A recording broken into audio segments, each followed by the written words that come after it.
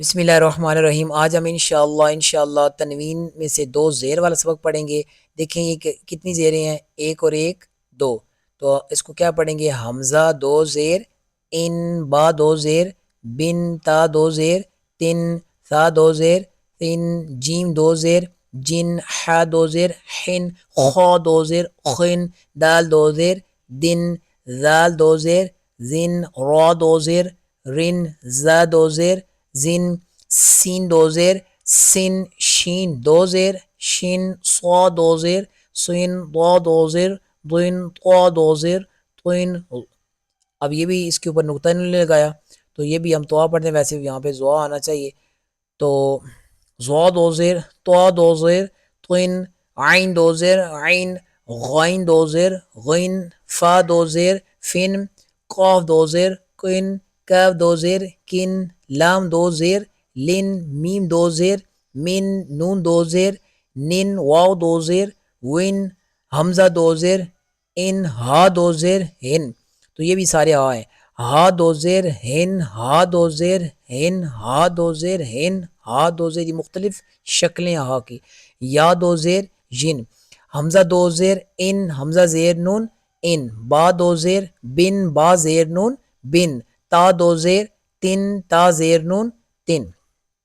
ساتھ ساتھ پڑھیں، سمجھ آ جائے گی۔ سین دو زیر، سن سین زیر نون، سن عین دو زیر، عین عین زیر نون، عین فا دو زیر، فن فا زیر نون، فن قاف دو زیر، قن قاف زیر نون، قن لام دو زیر، لن لام زیر نون، لن یا دو زیر، ین یا زیر نون، ین۔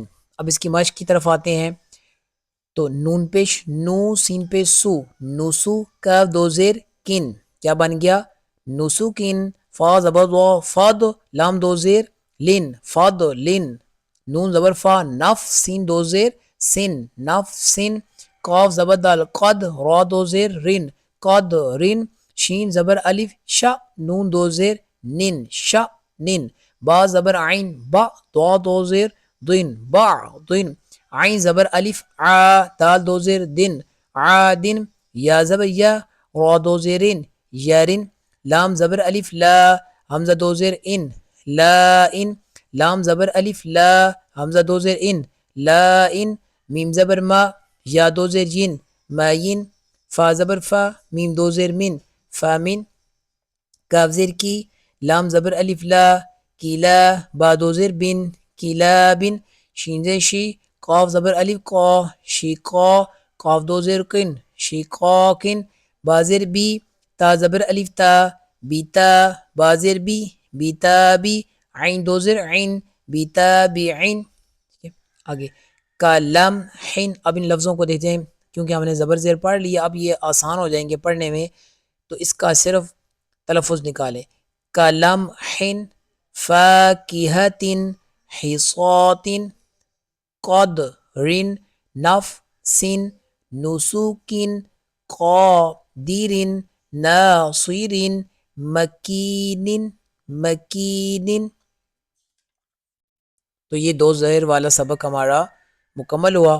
امید ہے کہ سمجھ آ گئی ہوگی انشاءاللہ۔